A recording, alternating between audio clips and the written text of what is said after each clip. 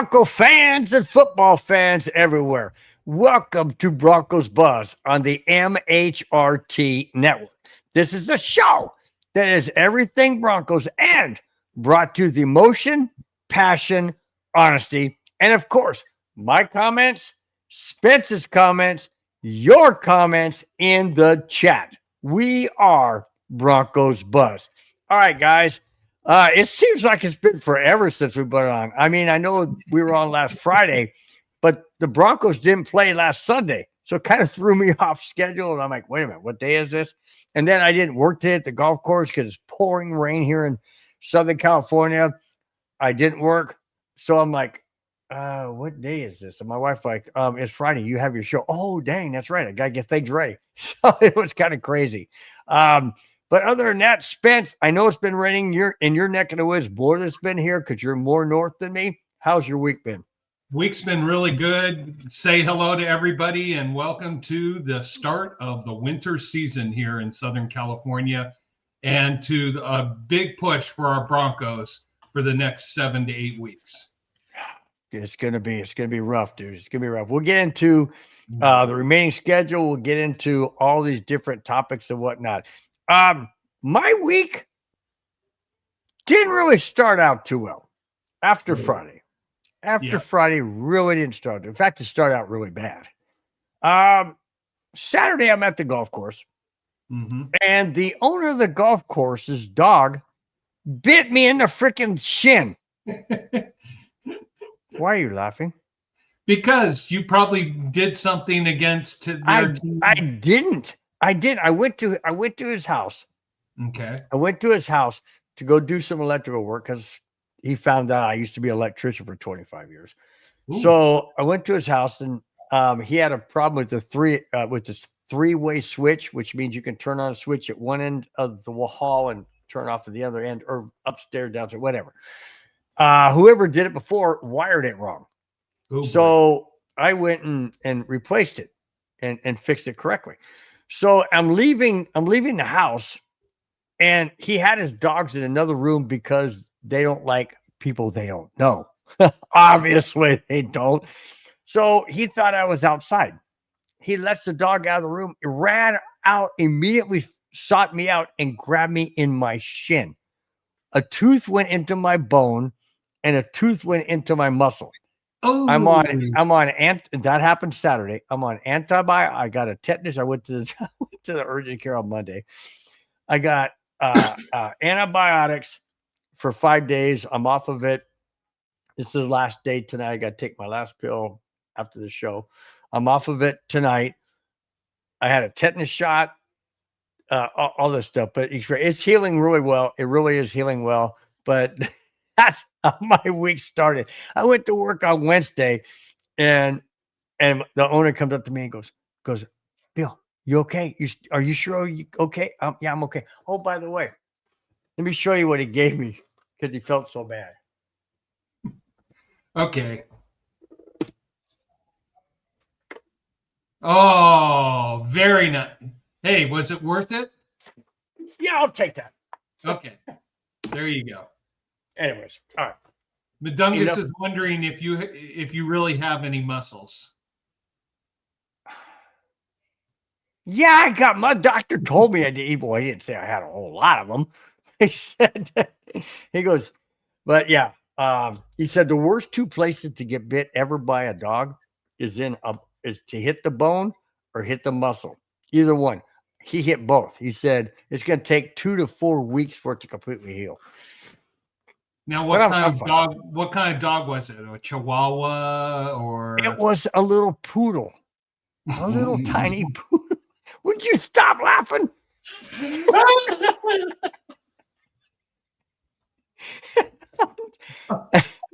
It was a little poodle. Yeah. You want me to show you the gash? No. Okay. Poodle. Poodles are friendly. Not this one. Oh my God. Oh, is that my sister? Ouchie. Or no, that's Dylan. All right, Dylan. Floppy seal. There you go. How's that Dylan? Cleveland. That's my sister's account. Okay. I did say poodle. Yes. Fungus. Madungus has probably fallen off his rocker and Hey, he's on the ground. you know what people were saying at work? They thought it was a chicken bone. I'm like, shut up. It's just messed up, dude. Yep. Floppy Seal's in the house. There you go, my cousin Dylan. I knew I probably shouldn't have brought that up. But you know what? It shows the human side of us. It is. It's reality. It's what happened. Yeah, I got 4 bottles of French wine out of it, so that's good. Like a scar probably will last for life, but that's fine. I really do appreciate the owner of the golf course. I know he doesn't watch the show. I really do approve, but everybody else does. So now it's out there. But I really do appreciate him. I admire him a lot. He's a great guy. I know it was an accident. He thought I was outside. I wasn't. It's one of those things. It happens. It's all well and good. Other than that, I've had a great week off of work today and tomorrow. So my wife has me home for 5 straight days. And you know what she did when I said that? She left town. She went, "Oh my gosh, 5 days, really? I can barely handle 3." I said, "Well." So Dylan, okay. You're folding laundry. You're age 10. Your mom and I started folding laundry at age 7 and 8. Come on now, catch up. Madungus, how did you know? Yeah, how did you know? Of course, I was trying to get workman's comp. Come on, man. Of course, come on. It's California. That's messed up. All right. Any other thing we want to say before we get into the first topic? Let's go. You ready? Yeah, bring it on. All right, here we go. Unfortunately, the NFL lost a legend. Yes. Football legend in terms, yes. Commissioner of the NFL. Last Sunday, the NFL world lost Paul Tagliabue at the age of 84. Cause of death was heart failure. Not into detail, but just heart failure. Tagliabue was the NFL commissioner for 17 years and helped bring labor, peace, and riches to the league during his time. Roger Goodell, the current commissioner, had this to say of his friend Paul Tagliabue, and I quote, "I am forever grateful and proud to have Paul as my friend and mentor. I cherish the hours we spent together where he shaped me as an executive, man, husband, and father." End quote. A lot of people have said that they didn't like the way Paul Tagliabue handled the NFL. Okay, I'm not part of the inside of the NFL. I look at it this way. He brought the NFL where they are today. And for that, I will be ever grateful because the NFL, in my opinion, is much better, much stronger, and moving forward as the leader in how sports is conducted. What do you think, Spence? No, so Paul Tagliabue took a league that was thriving and expanded it business-wise. At that time, you had the NFL that was only on 2 networks, CBS and a new network, Fox, at the time. So he brought back NBC. He brought in ESPN. So we got more visualness of the league. He expanded from 28 to 32 teams. He had labor peace. There was no strikes, no walkouts. You had it under the predecessor. It seemed like in the 80s, every 3 to 4 years, we've got to walk out a strike or something like that. So there was great peace there. He brought in the Rooney Rule, which essentially gives equal participation amongst all races in the coaching search, which I appreciate because it doesn't say you have to hire this, you have to give an opportunity. So opportunity to earn. So I appreciate that. Brought in the NFL Network, what we see on DirecTV. He brought that in. Brought in NFL Europe, the World League, or anything like that, and started to expand it. So he took a league that was so centric to the United States and really started expanding its global brand. So, and we've gone, and since then we've just expanded further and further and further more. So you've got to appreciate what Paul Tagliabue did. The one drawback, which he'll always admit, is he didn't act quick enough or didn't take the bigger steps to address the concussion protocol situation with a lot of players. That was his one regret, but I'm glad we have that situation now. But definitely, it was a pioneer to expand the business model into the modern day viewing capacity around the world. It is a loss, but Paul Tagliabue, thank you for what you did for the NFL and for everybody who watch it and loves it. Well, maybe that's why in the quote, now quoted again from Roger Goodell, where he said, I cherish the hours we spent together where he shaped me as an executive. Maybe that was where he was handing the torch over to Goodell, saying, hey, I screwed up here, didn't pay that much attention to the concussions and whatnot. Maybe that's part of what he was saying. So, end quote. So that was, that's very commendable. Yeah, he definitely took the NFL to the next level, and it's even expanding even more. Now, hockey, I just found out tonight that hockey had a game in Sweden for the first time ever. So the NFL is branching out, and other teams or other leagues are saying, hey, if they're able to do it, why don't we do it? So this all started, like you said, for Paul Tagliabue, and it's branching out. And so his roots are continuing. Well, hockey was already a global sport where the NFL was not a global sport. So no, but I'm saying as far as the NHL, 2 teams of the NHL playing in Sweden. Right.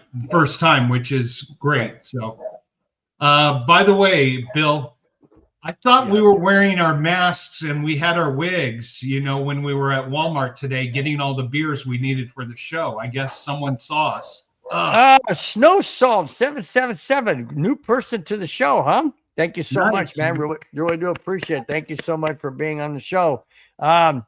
You're right. I thought we did have our mask, but I guess we have been found. But what Bill, What? Raylene Ashwell. We're going to keep this up here for a while. Watching from Australia. Oh, my gosh. I got to ask. I hope I'm pronouncing this correctly. Rexline, what time is it in Australia? I know it takes 17 hours apparently from LA to fly to Australia. So 17-hour flight. What time is it in Australia? And if it's in the wee hours of the morning, why are you up? But we appreciate it. But I just want to know, it's 5:13 p.m. here in Southern California, United States. What time is it in Australia? That is awesome. It's late morning because usually about this time I'd start prepping for us. But when I was doing it, Australia horse racing, betting from Melbourne or betting from Flemington, Rose Hill, Randwick, all those racetracks. So, Rexline, thank you so much for being a part of the show. We really appreciate you listening in on your morning. It's so cool. Welcome to a weekend. Welcome to your weekend. How's that? And we're still on a Friday evening. Wow. That's I'm gonna keep that up there until we get another one. Let's see. All right. Want to put that one up? David Yonkin? Why not? Yeah, David Yonkin said, what's up, Broncos Maniacs? I see Vegas has KC winning, but I have made my money betting against Vegas. Vegas has the Broncos underdogs at home by 3.5 points. Underdogs by 3.5. Easy money. When you're home, when a team is home, they automatically get 3 points for being home, which means Vegas is saying that the Broncos will lose by 6.5. Essentially, it's 3.5 on the board, but because they get 3 for being home, that's virtually 6.5 points. That means you know why Vegas is doing that, because they're curtailing to the chief maniacs who think that they're invincible and they are going to go win every single game. And, the Chiefs are it's like the Dallas Cowboys. The odds makers always try to get more of the Cowboy fans betting and betting and betting and betting. So you make the odds a certain way. They do that with the Chiefs also. So yeah. By the way, I'm going to bring this back up. I want you. Oh, you guys can't see this. Okay, we can see it, but you guys can't see. Okay. We have two different formats tonight. We have the vertical format where you guys can watch on your phone this way. We also have the horizontal format, which you guys can watch it this way, which is how we are right now. So just want to say we have two different formats. So enjoy which format you like. And we see both of them, and we can bring up both of them, which is a much more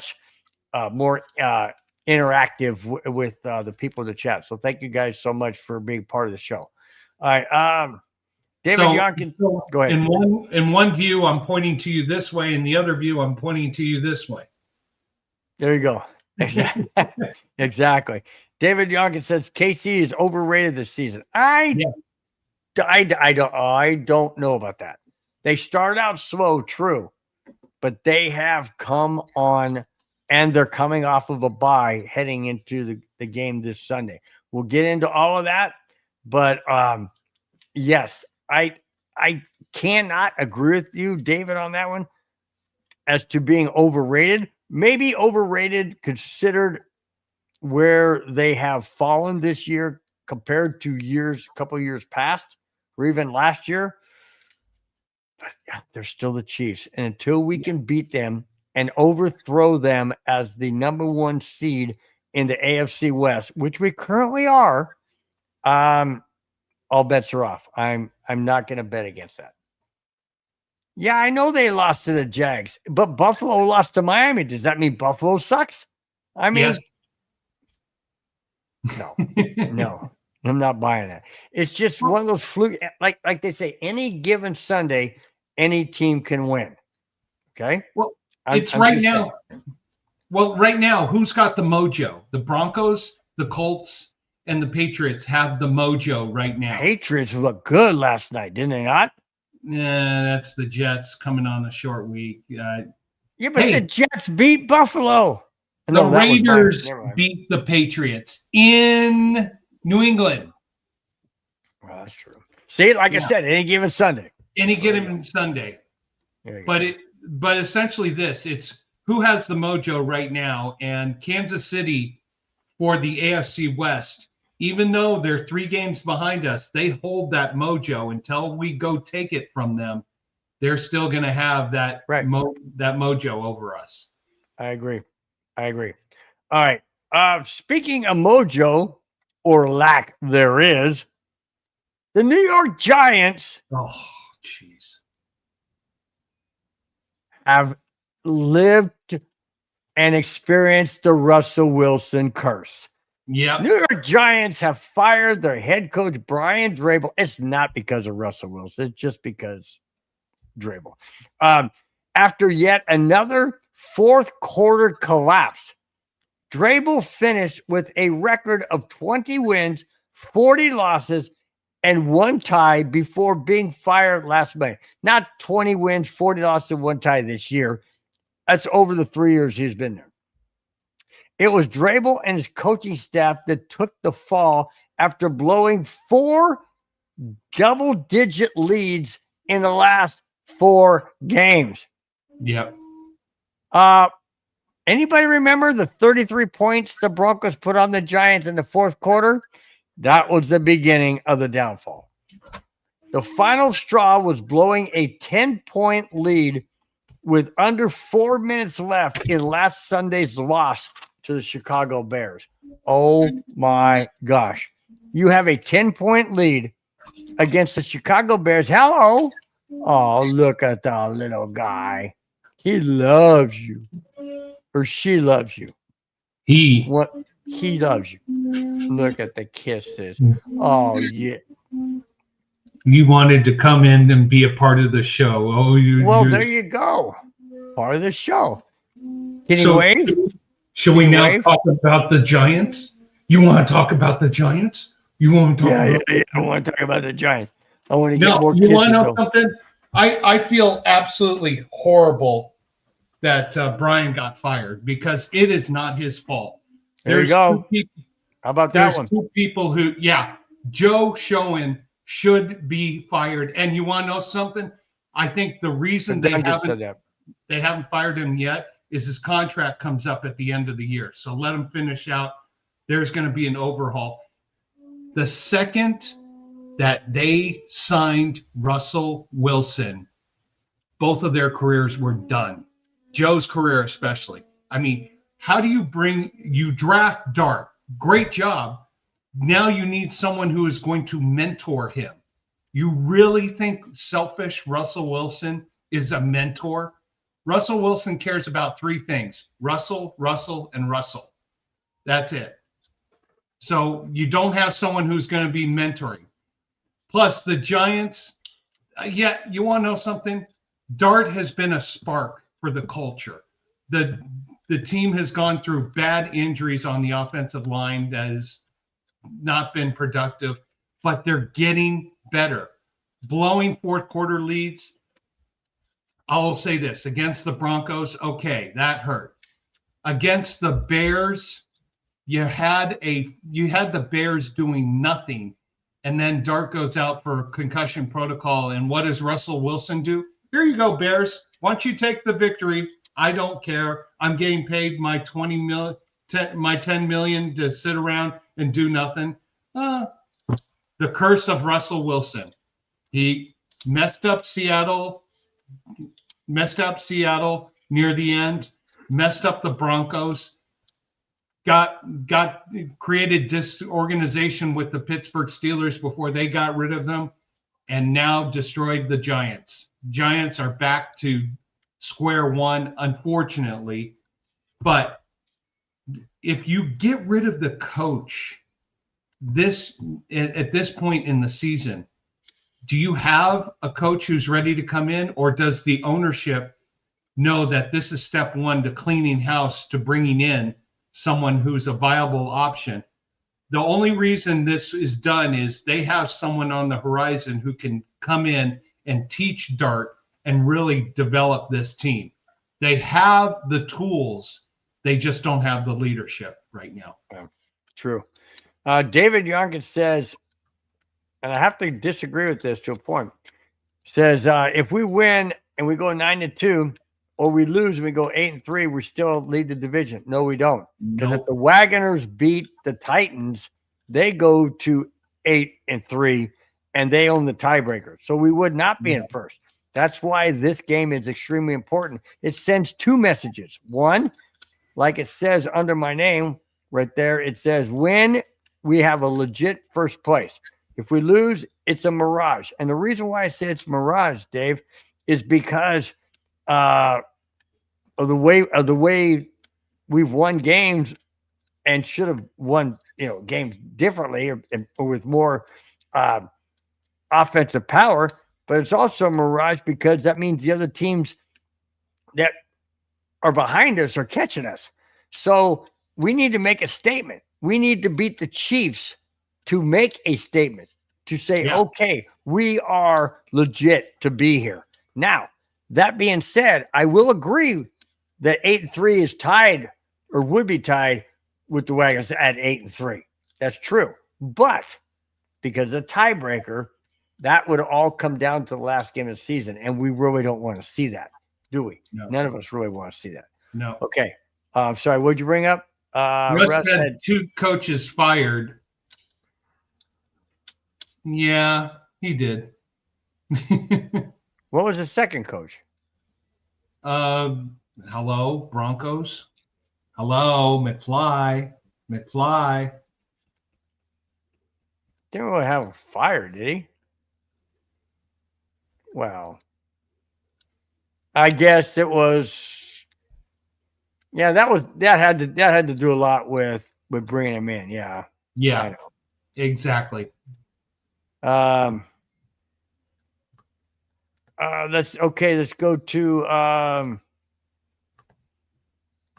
ooh, what the heck? Cleveland says, I'm 67% sure the Broncos will win the Super Bowl. That's my cousin. What year?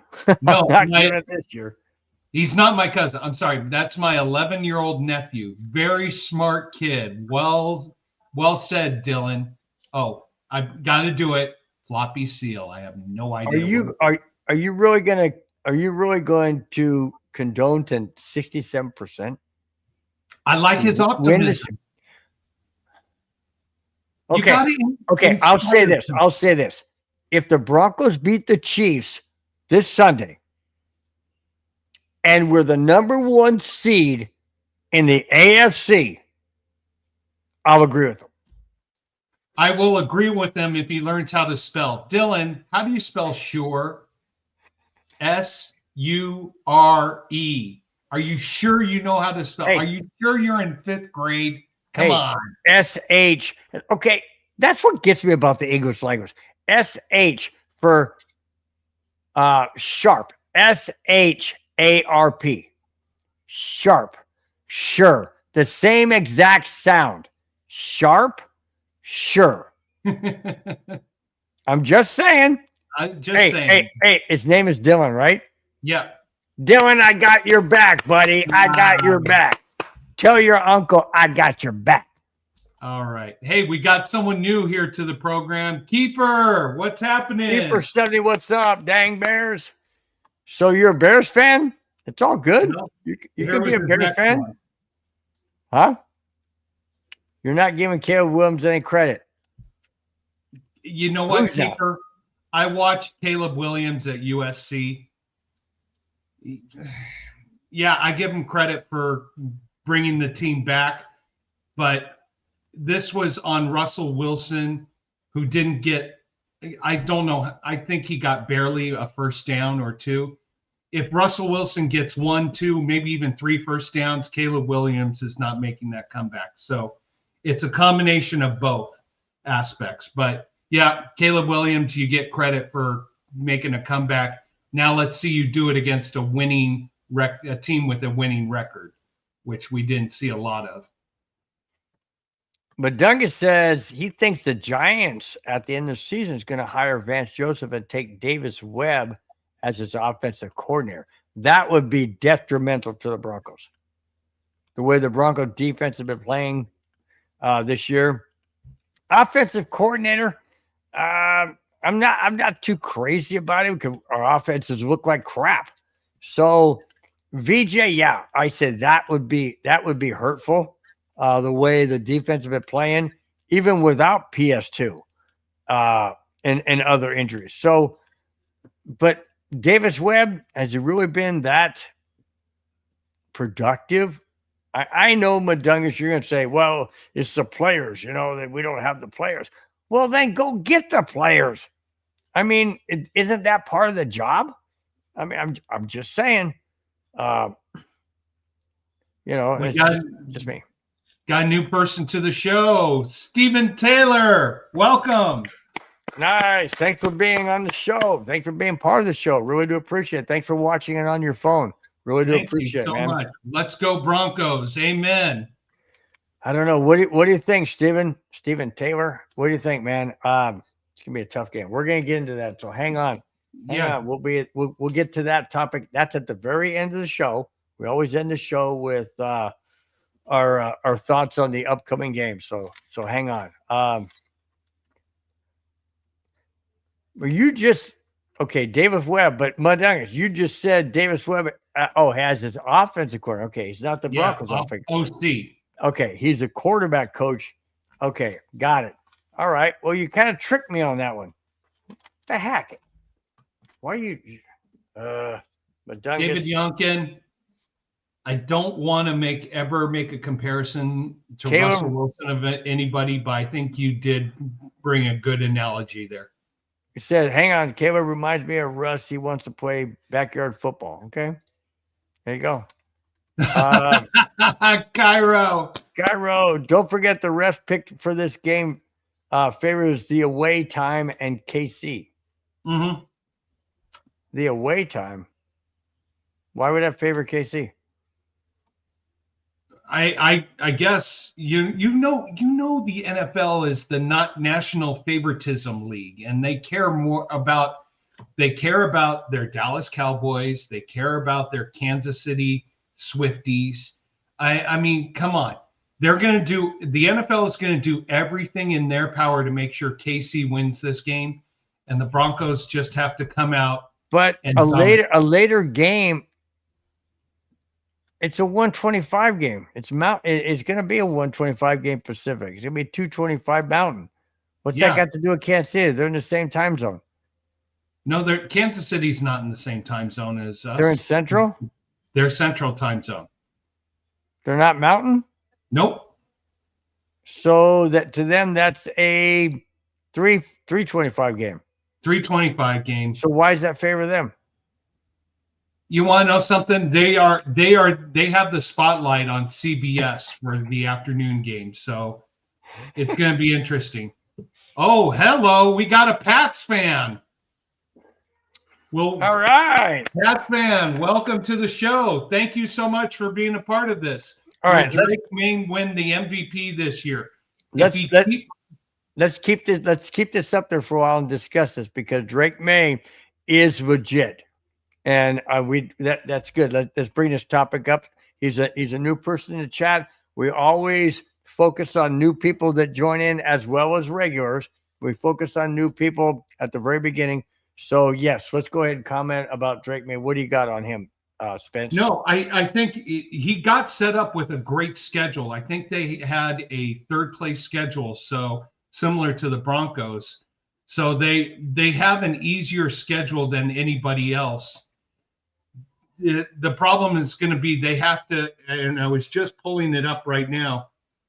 I thought I had taken a quick look at their closing schedule over the last several weeks, and I know they have to play the Bills again.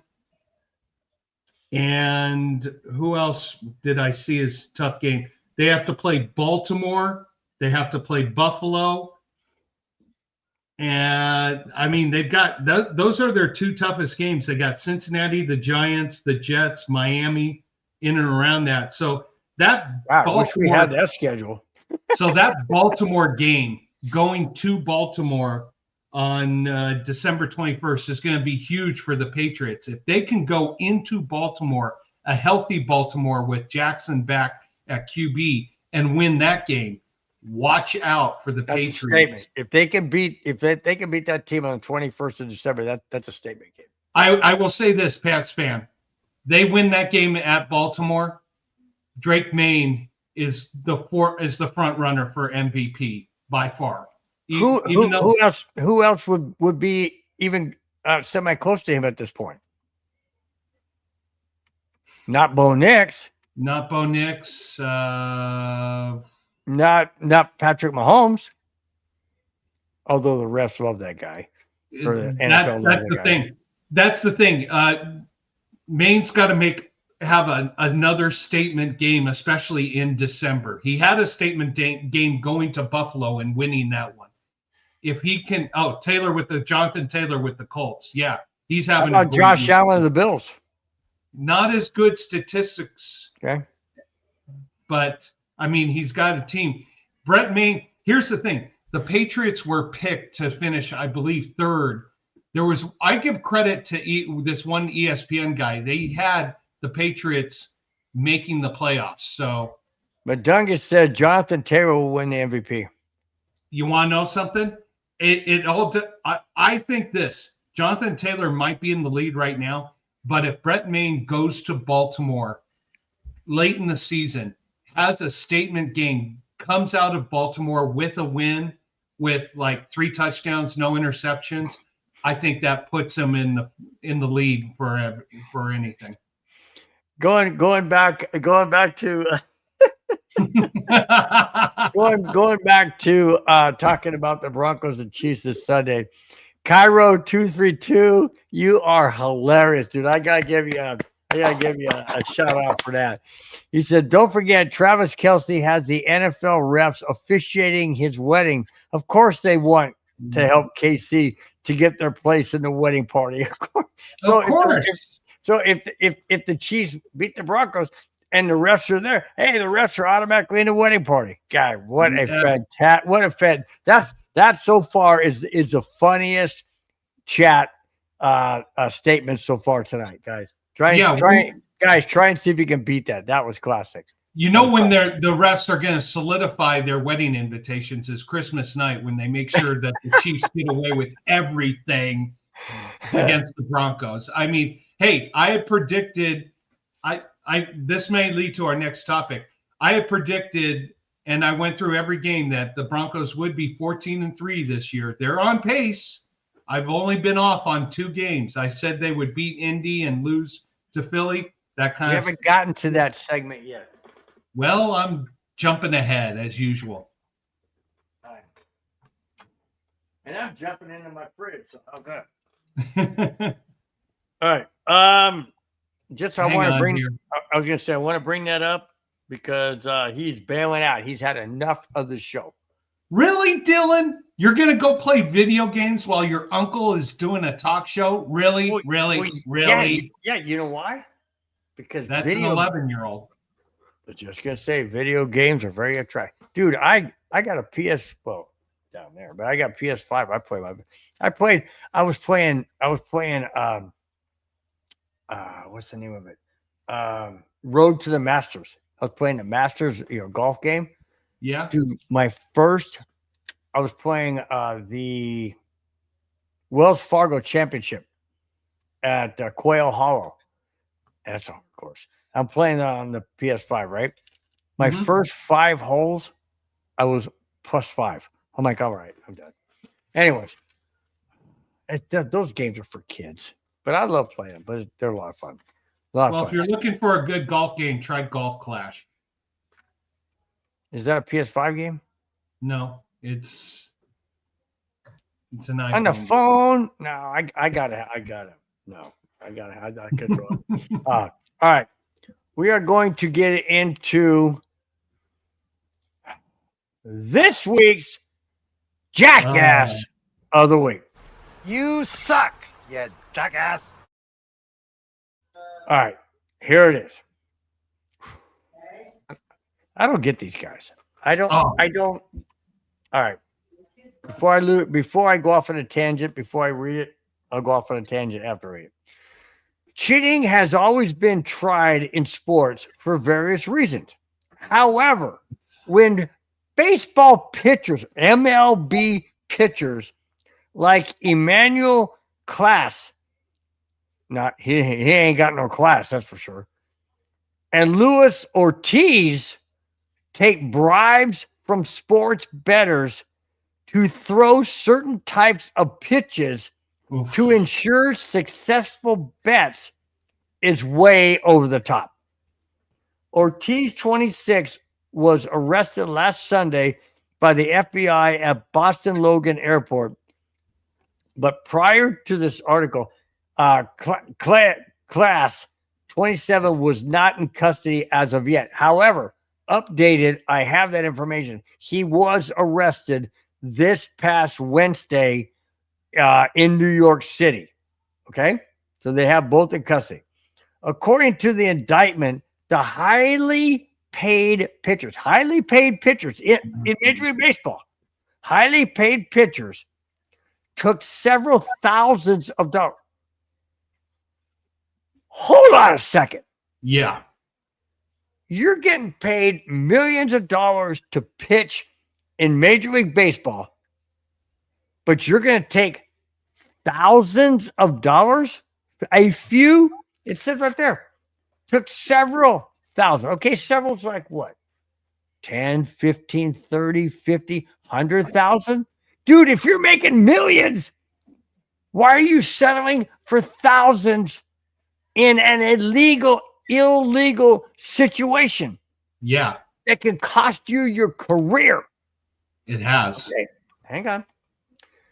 Highly paid pitchers took several thousands of dollars to help 2 unnamed gamblers from their native Dominican Republic win at least $460,000 in-game prop bets on the speed of the pitches and outcome of where they were located. Oh my gosh. You have got to be kidding me. Now, if I'm in a job, in fact, I was working with a school district and making good money in maintenance. And I had people come to me, young kids that would come in and go, hey, they got a lot of stuff in this classroom. Look at all them computers. Look at all those electronics. Look at them cameras. Man, they got drones over there. They're teaching these kids how to fly drones. Let's go grab them. Well, I ain't stupid enough. You want to go for it. I am not throwing my career away, my retirement away, my family away, my wife. I'm not doing anywhere near that. I don't care what those things are. I've always said there is nothing in this district or wherever I'm working that is worth my retirement, worth my marriage, worth my livelihood. It is nothing worth it.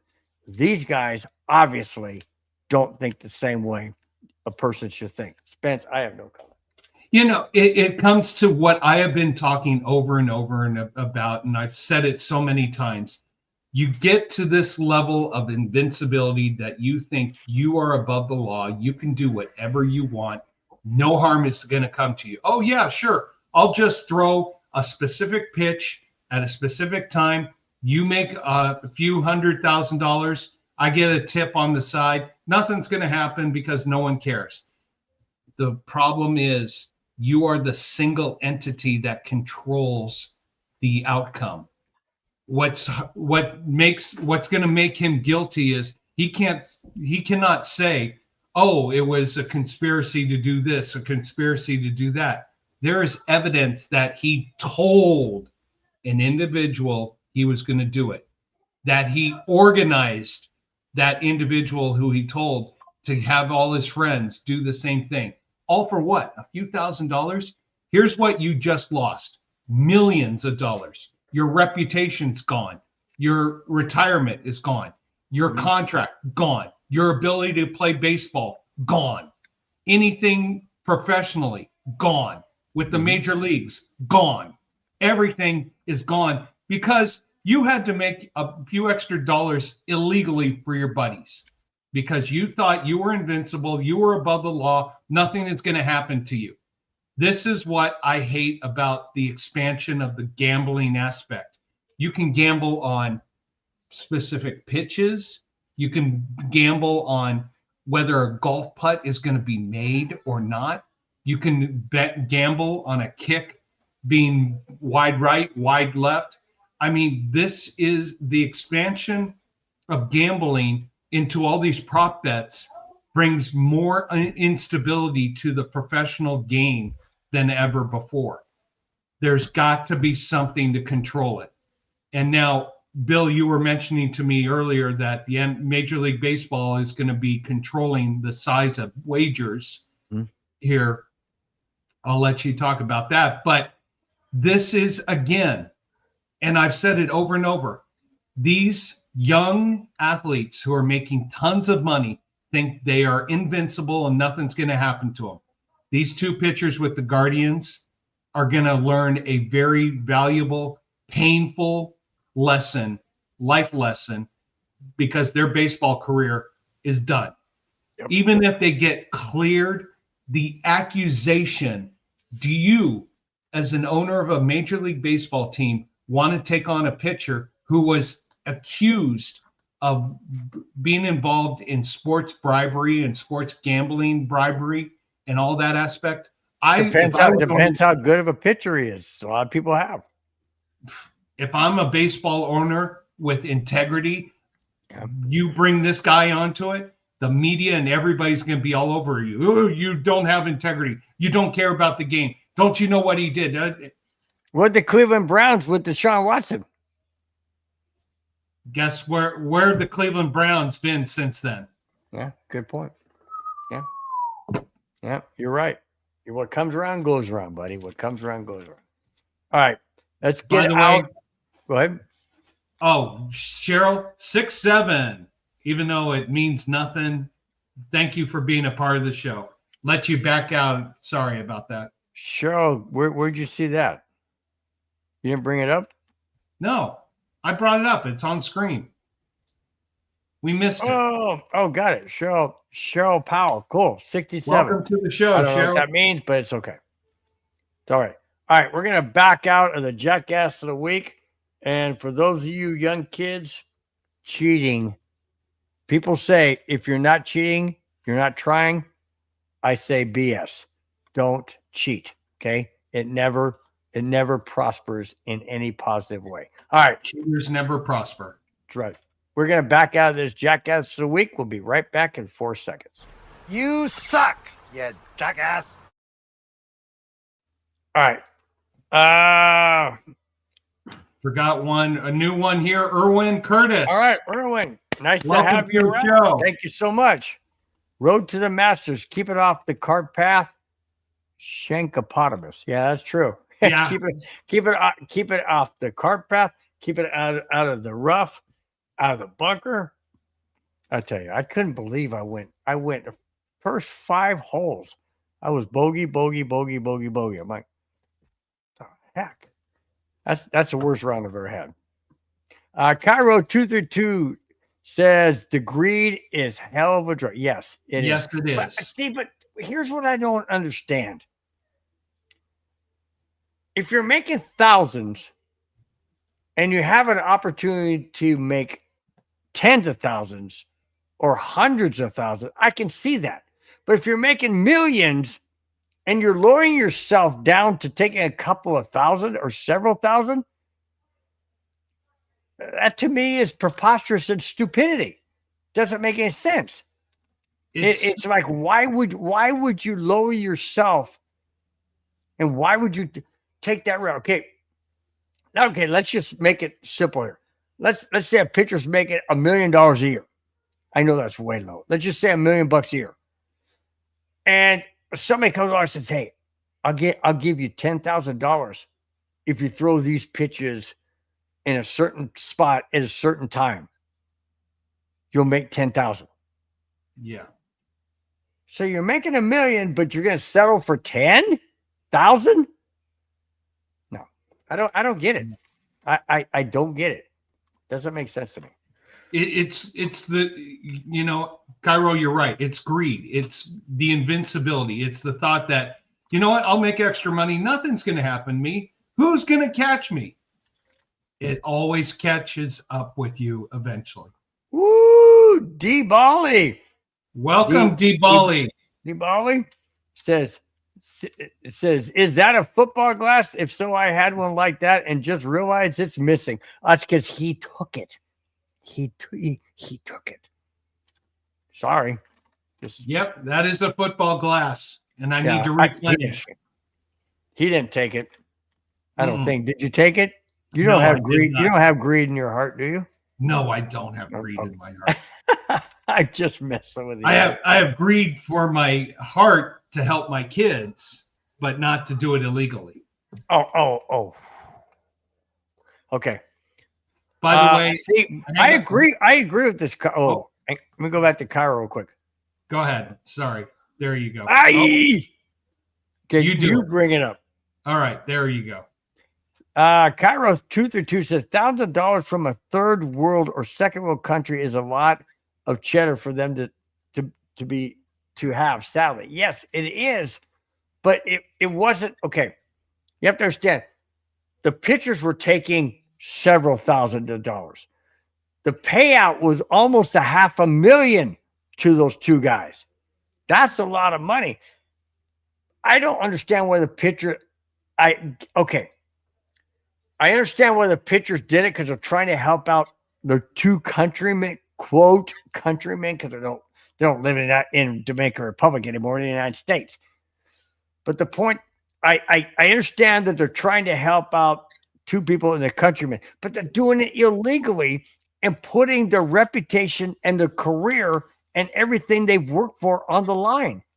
I would say no. I would love to help my fellow countrymen if I was in another country or came from another country. Legally. But not illegally. Yeah. Anyways, go ahead, bring yours up, bud. No, I think Madungus, can you get that poodle? Madungus wants to send it to Mahomes. so it can buy. If you want to guarantee a win, send Mahomes a poodle. You can bite his ass. Well, the golf course is closed tomorrow. It's open Sunday, but I can try. I can try and see if I can, put him on a freight, air freighter. Hopefully not UPS. I'm sorry, I didn't mean that.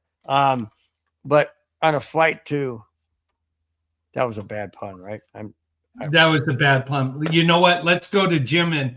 Jimin, why do we have two streams going? Well, because one, there are people who watch us on the computer. The other, there's watching on their iPhone. So, but also it's to challenge us. So I could point to Bill this way, or I could point to Bill this way based on how you're watching. So basically what it is a lot of people when they're driving, or sitting at home or whatever, a lot of people like to just, like my wife, she does not like this format. She likes this format. I don't know why, but she does. A lot of people like this format, which is great. So MHRT and Madungus Creevy, the owner, has supplied 2 different screens, so you can pick and choose which one you want, which one best suits you, how you want to watch us, and if you want to see two each of us, that's all well and good too.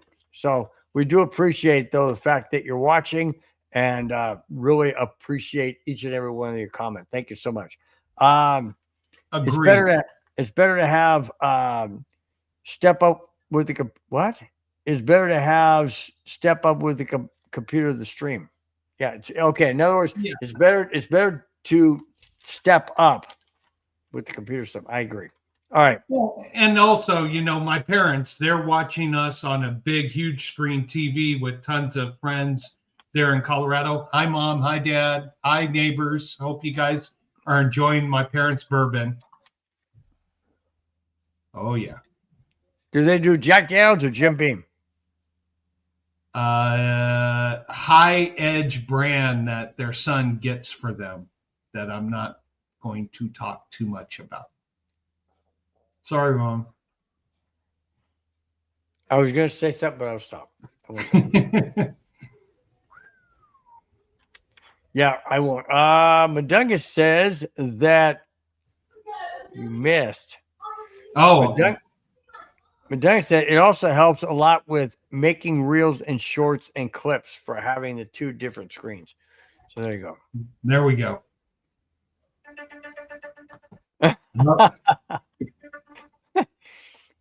Two tunes actually a smart ass tactic, if you ask me, is valid. Yeah, it's cool. I like that.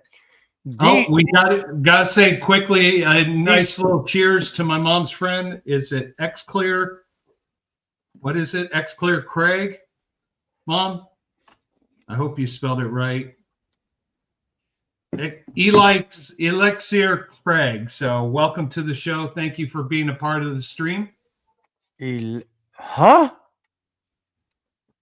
Elixir Craig. Cool. I didn't catch how you said it. Okay. If I mispronounced it, then It's all good. All good. Jim in 819 says, "Nah, the cell phone one sucks to me anyway." So that's what they don't watch on the cell phone. It's all good. Debo, I said Jack Daniels over Jim Beam. I don't know the difference because I don't drink hard liquor because I can't acquire a taste. Now the only thing I will have that contains any hard liquor will be a Bloody Mary. Oh, those things are so good. If you add bacon and jalapeno and celery. By the way, it's all day long, baby. All day long. It's Elijah Craig. So Elijah, welcome to the show. And we got. What did you say?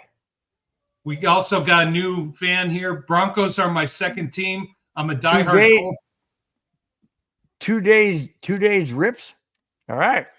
2 days Nice rips. to have you. Broncos are my second team. I'm a diehard Colts guy, but when Manning went to the Broncos, I did the following. Good luck this week. This weekend, Broncos need to make it happen. All right, two-day scripts. I want you to be honest with us. Did you guys steal that win against us on that bogus bleep?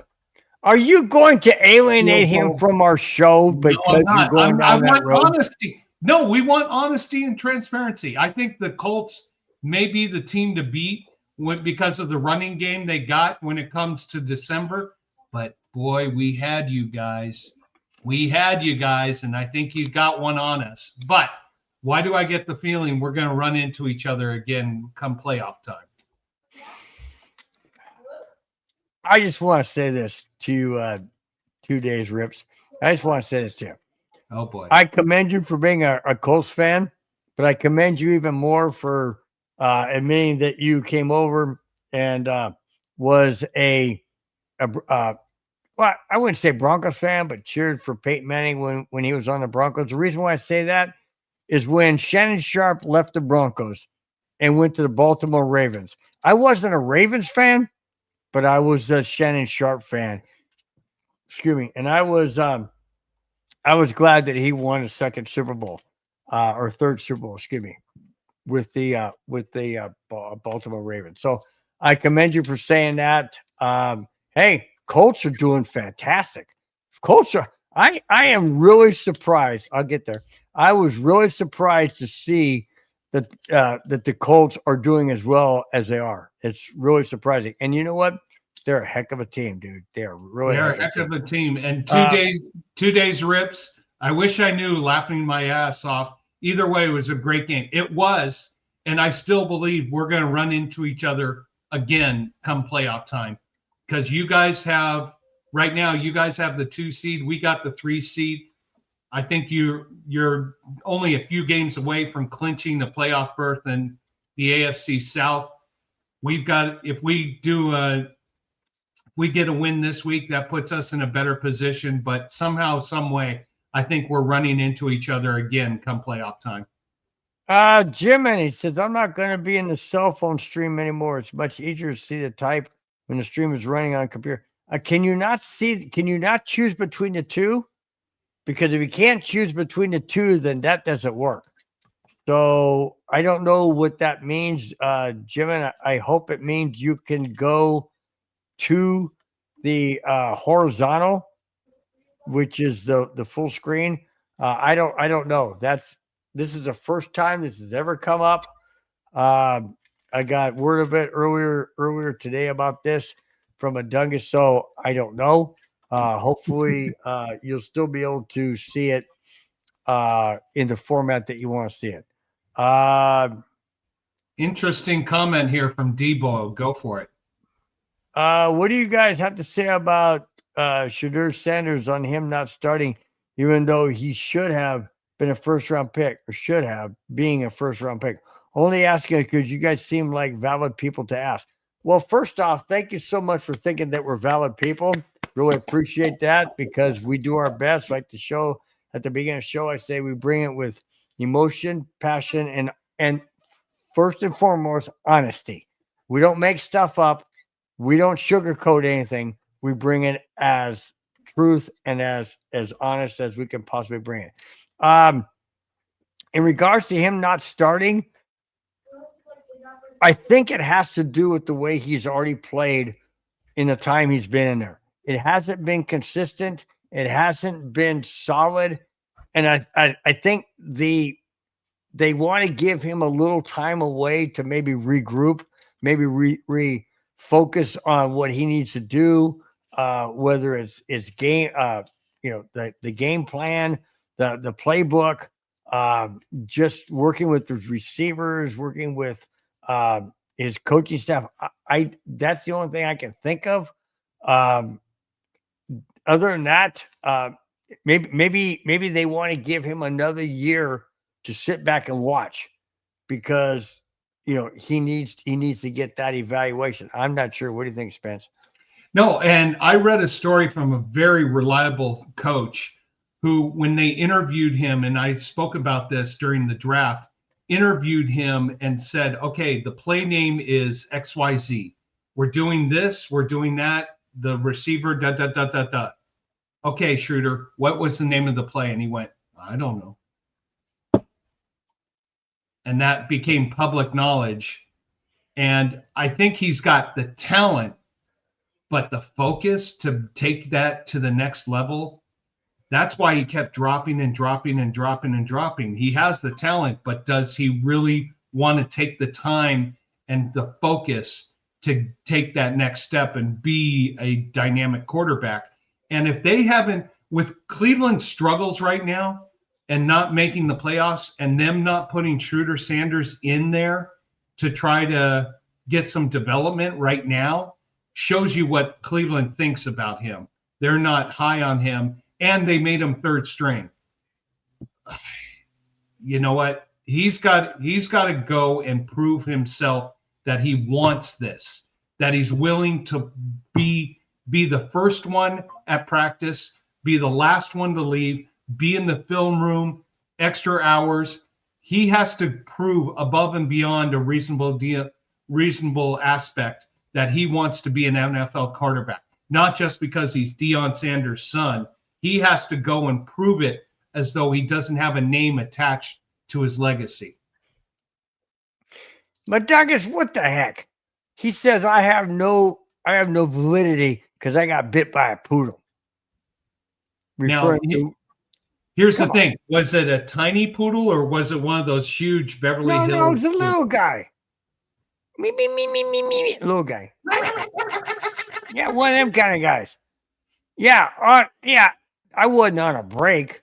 Well, I was at the owner's house of the golf. Anyways, hang on, you didn't say hi to Victory Lap. That was the first post you said. You showed sorry. him. So Victory Lap. Victory Lap. Sorry, dude. Sorry, man. I didn't mean to overlook you.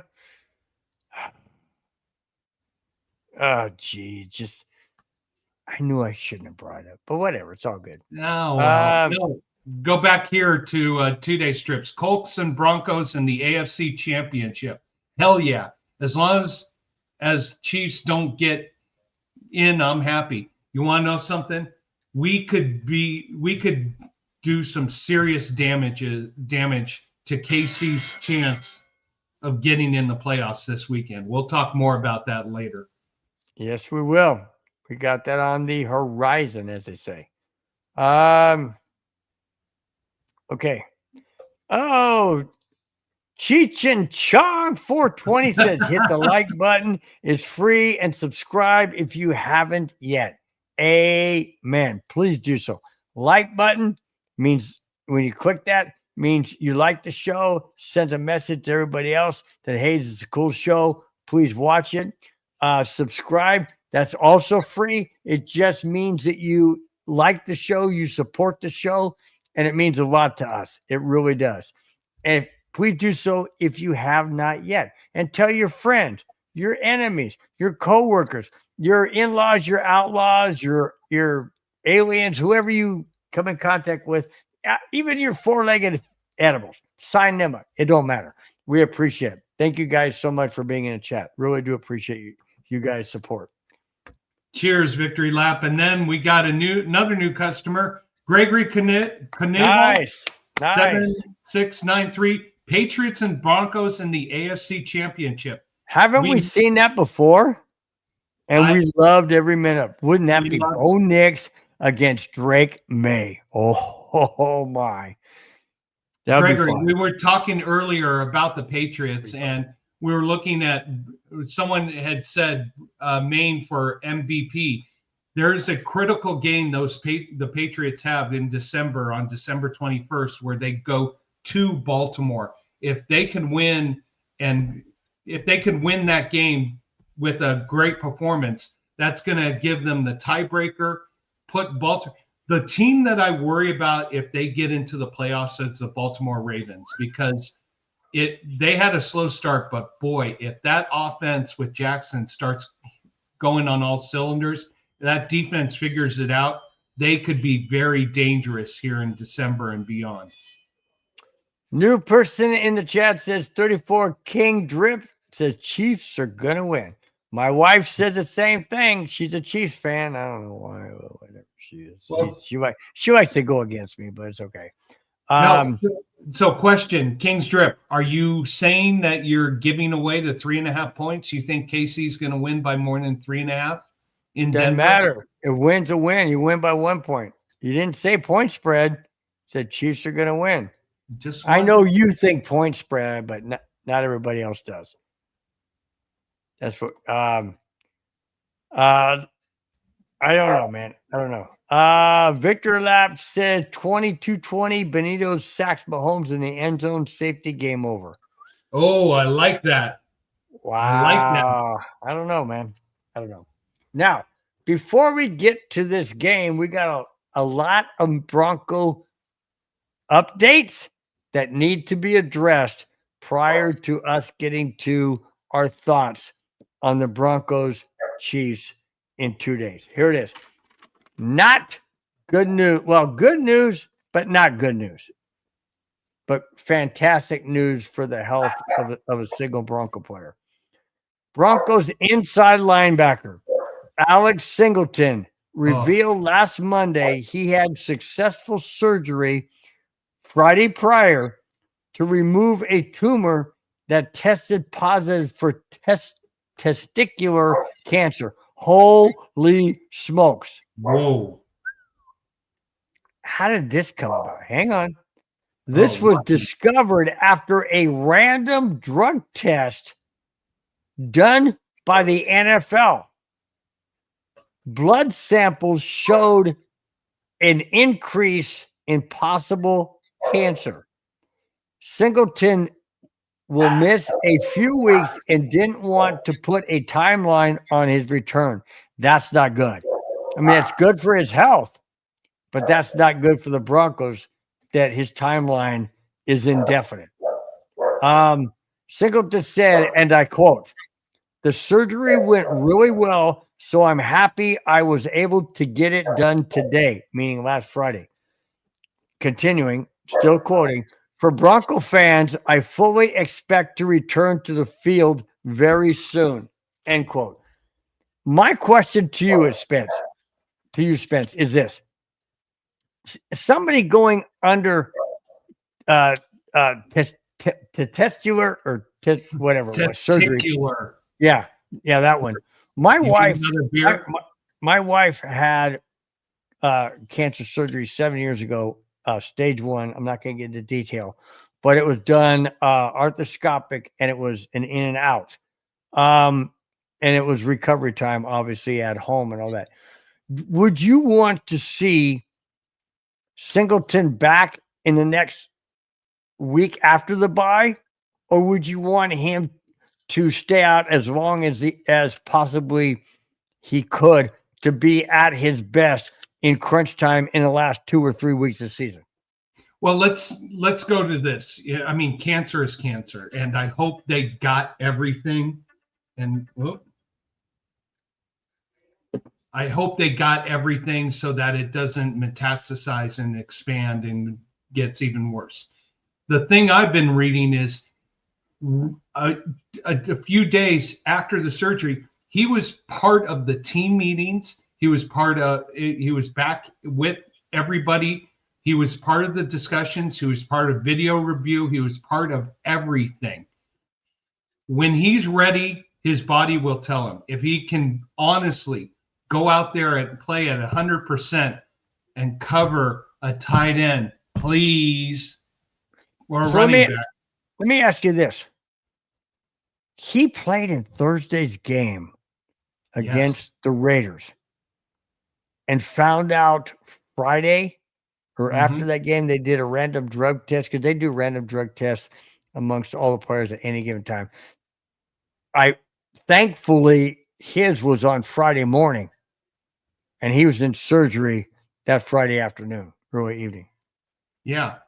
Well, they attacked it quickly, but you want to know something? How he recovers will tell you when he's ready.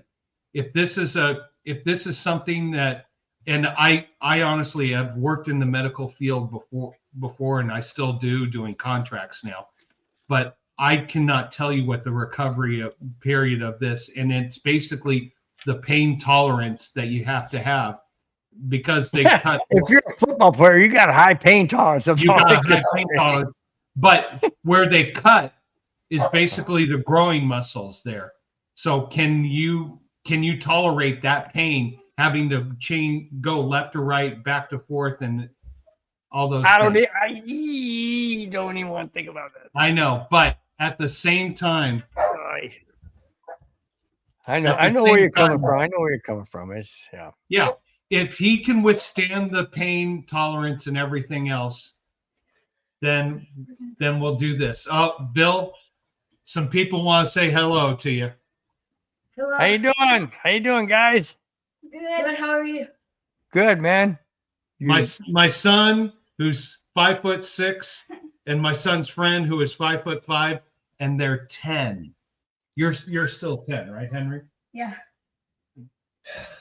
We just went in the rain. How tall are Alright. you, Spence? I'm 6'1".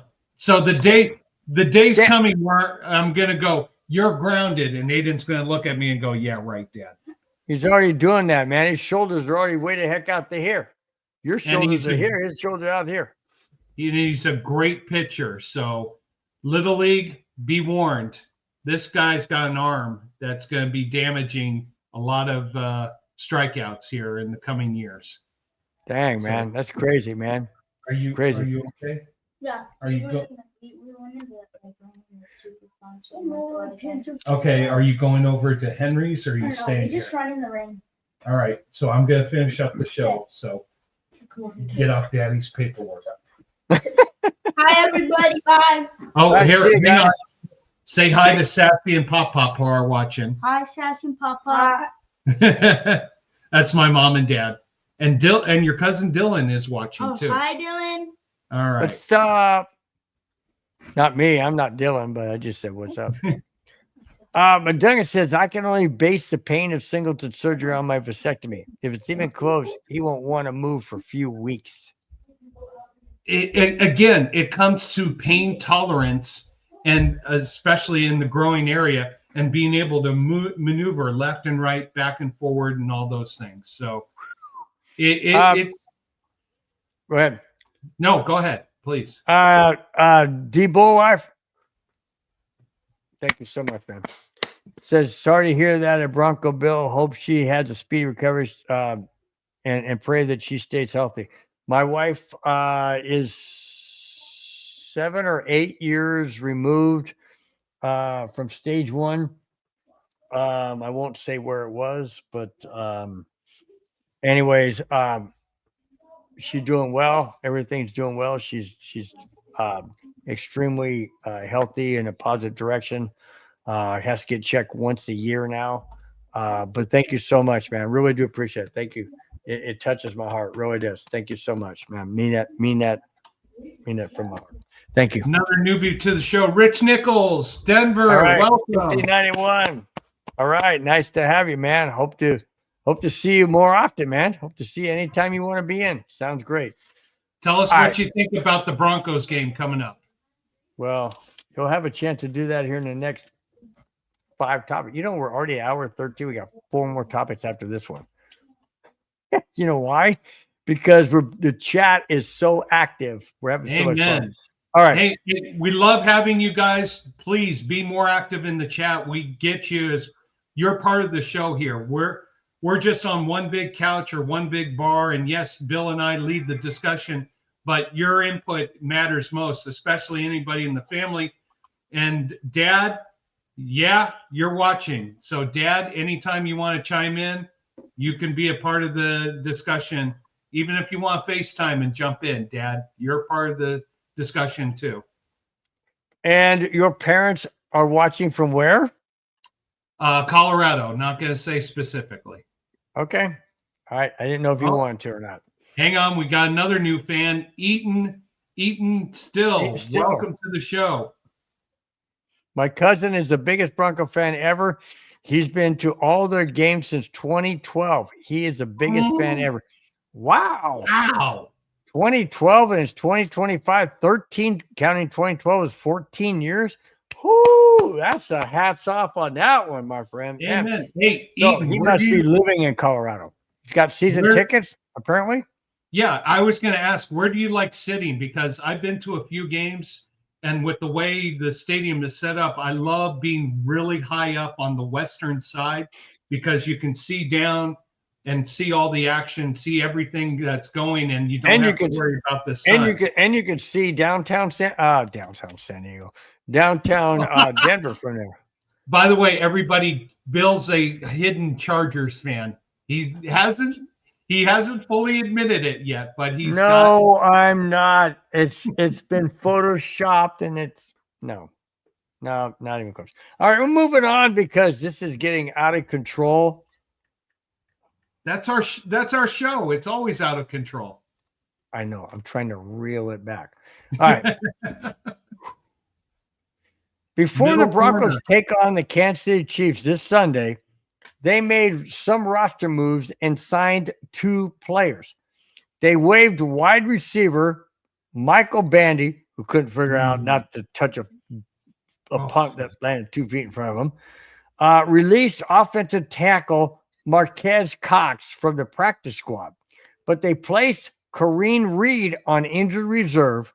They signed offensive tackle Jerron Christian to the 53-man roster and also signed from the Giants and brought back little Jordan Humphrey. Yes, we need that kid. We need that kid back. Why he left, I have no idea. I don't know why he left. I mean, maybe it was didn't have a spot for him, whatever it was, money issues, free. I don't know if he was free agent. I don't know what the reason was, but I'm glad he's back because little Jordan Humphrey, he is special. That kid is special in the punt return, kick return. Oh, by the way, Marvin Mims was also taken off the IR. He is also activated for this Sunday against the Chiefs. So we got Mims and we have little LJH, little Jordan Humphrey, but we don't have Pat Surtain and we don't have J.K. Dobbins. You know what? Hey, everybody, it's the attitude of this team right now. It's next man up. When someone goes down, the team rallies behind the next man up. Everybody wants. This is the difference between this Denver Bronco team now and what we have seen when the past 5-6 years. There's a culture of building, of helping the man. Singleton just had cancer surgery, testicular cancer surgery. What was he doing a few days later? He was in with the team doing video review, doing coaching review, helping out. These guys want to help each other develop and become a better unit altogether. And this is something you haven't seen here with the Broncos for several years, probably dates back to when Manning was here. There is just the energy level and the potential for success. And these guys want to work hard to move forward. Sad that they had to make a few cuts, but you know what? You bring in the energy to help this team move forward. And that's where we're going here. PS2, take another, you want to know something? Take another 2 weeks. Be ready for that December run. J.K. Dobbins, that is going to hurt. But now Harvey's got to step up and show that he can lead this team in the rushing department without trying to sprint around the outside, which he has the speed for, but the defenses are not college defense speed. This is professional speed. So, Harvey, look for the hole and hit the hole. Yep, I agree. Easton still says that his cousin has season tickets. Yep. And it's in the middle corner, wherever that is. So one of the corner of the end zone, probably right in the middle, which is Sweet. a good spot to see everything. So I like that. I don't like being way down where you can't see everything. I like being up high. I go to one of my buddies who has season tickets at SoFi, says he'll take me to one game each year, any game I want to go to, and he's four levels up. I love where he sits because you can see everything and you can see all the action and everybody going around. Oh my gosh, Mohammed. haven't seen you in a while. Muhammad Badri, haven't seen you in a while, man. Glad to have you back in the chat. Says good evening, gentlemen. Good evening. Good Yeah. evening. Nice. Yeah, no kidding, man. Been a long time, my friend. It has been a long time. I've been here, dude. Where have you been? But it's all good, man. Just glad you popped your head in. Oh, by the way, we are 2 weeks shy yesterday of Thanksgiving. 2 weeks shy yesterday of Thanksgiving. Spence, are we doing a show the day after Thanksgiving? You know, I have to ask the boss. Okay. Let me know. Let me know next week for sure. The reason why I'm asking is there a football? I know there's a football games on Thursday. Last year they had them also on Friday. If that's the case, I know the Broncos aren't playing on a Friday. But doesn't matter. I mean, do we I mean, I would love to do a show after Thanksgiving. Be fun. In fact, the Broncos do play Thanksgiving. Do we not? No, Broncos they're off. No, they're off Thanksgiving. That's right. No, actually, no. They play the Sunday against the Commanders, and Okay, there is a Friday night game for our new supporter. It's the Chicago Bears at the Philadelphia Eagles. Uh-oh. Okay. Well, find out. Let me know if we're doing the show on that Friday, and I will let you know if my wife boss says no, you're not. Okay, so we'll let you guys know that next week for sure. Not this week. We'll let you know next week for sure if we're doing it the day after Thanksgiving. So just want to give a quick shout out and said hope everybody stays safe for Thanksgiving, but we will definitely promote that next week. All right. D Bolt Life says I'm not a Broncos fan, but I like you guys' stream. With that being said, are you guys consistent with touching on any subject that has to do with football, college, or NFL? My answer, as the host of the show, my answer is absolutely 100% yes. We are into anything you guys want to bring up and talk about in relationship to sports. We don't touch a whole lot on basketball. We don't touch a whole lot on hockey, although we do. I'm a big Avalanche fan, as you can tell right there.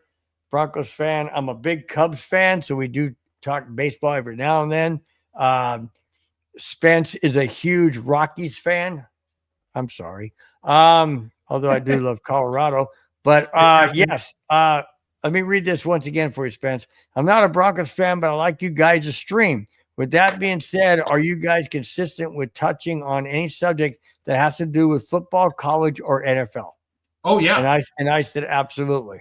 Oh no, we'll touch any and all sports, even though our primary focus is the Denver Broncos. We tangent and branch out to anything and everything. And if you guys in the chat want to bring a discussion topic, bring it in. We'll discuss it. We like I said, we're just all on a huge couch or in a huge bar. Bill and I are leading the discussion, but you guys are always part of the show, and we appreciate you guys chiming in here anytime, anywhere. Absolutely. All right. We got a couple more topics. Broncos remaining schedule. All right. Uh-huh. And let's see in the 7 remaining games. Let's see how many you have the Broncos win. And I should say what losses you think we'll have, and I'll say what losses I think we'll have. Denver Broncos remaining schedule could be formidable, but with a few exceptions.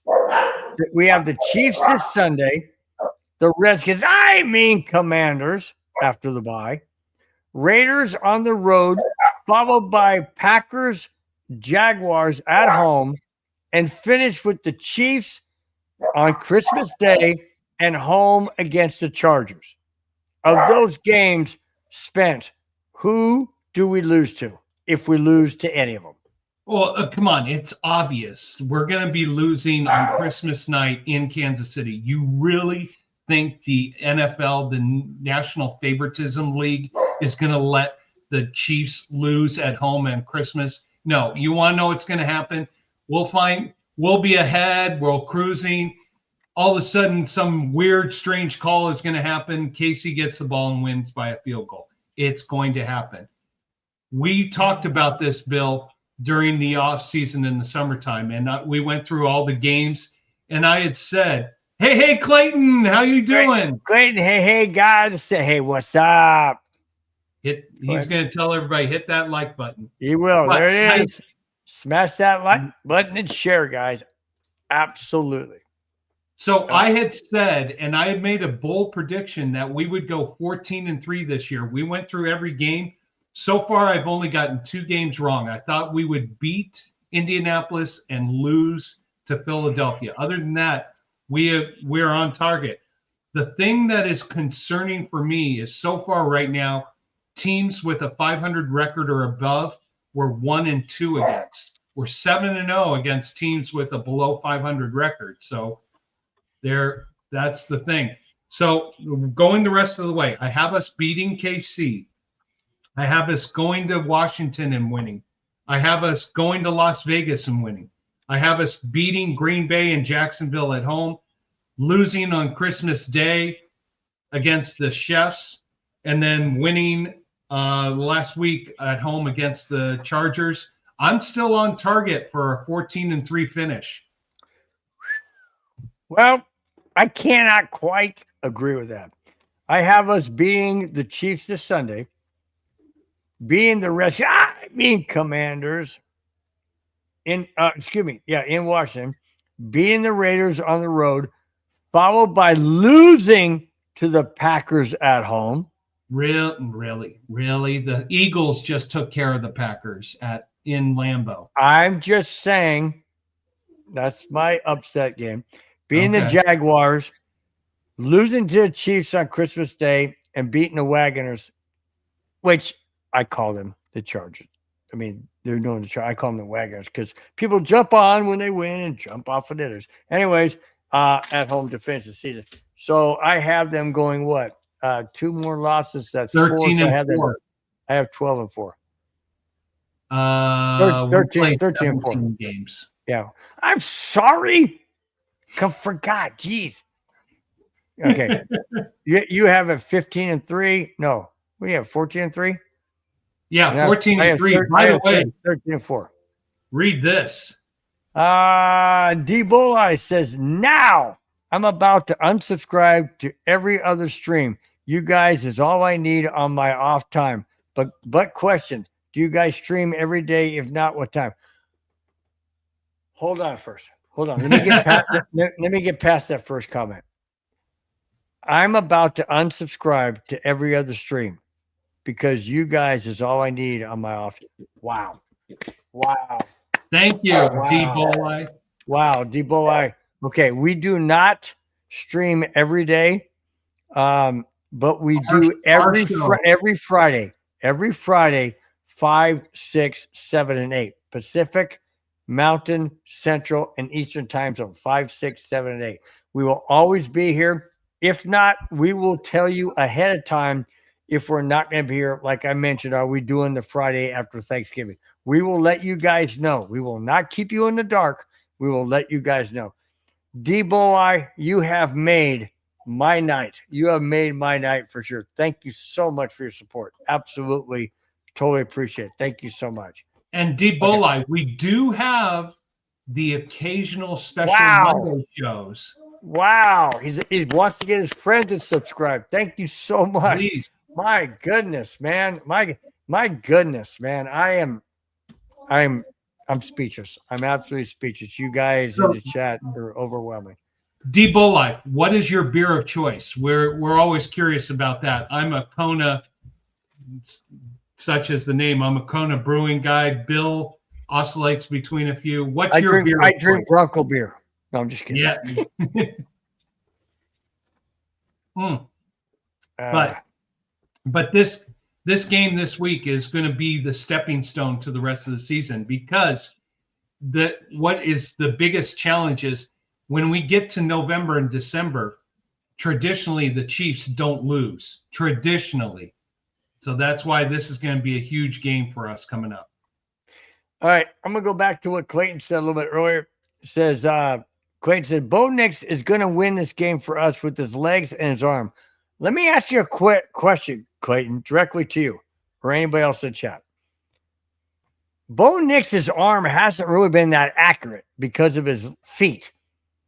I don't mean his running ability. I mean his throwing ability with his feet positioning. He hasn't been accurate. So is it going to be his legs? And if it's his legs, how is that going to translate into his arm? It hasn't been consistent. So I'm just kind of wondering. I hope you're right, Clayton. I hope you're right. I just have major concerns when it comes to the Broncos offense. I think what has to happen, and I'm not going to say it right now because I'll say it at the very end when we talk about our predictions for the Chiefs Bronco game. But I have several things in relationship to what you said. So stay tuned to the end of the show. We will definitely get to that, I promise. All right. He's a Modelo guy. That's a good beer too. They don't use as much cornstarch or corn syrup. Ooh, Guinness. I love Guinness. Guinness is so good.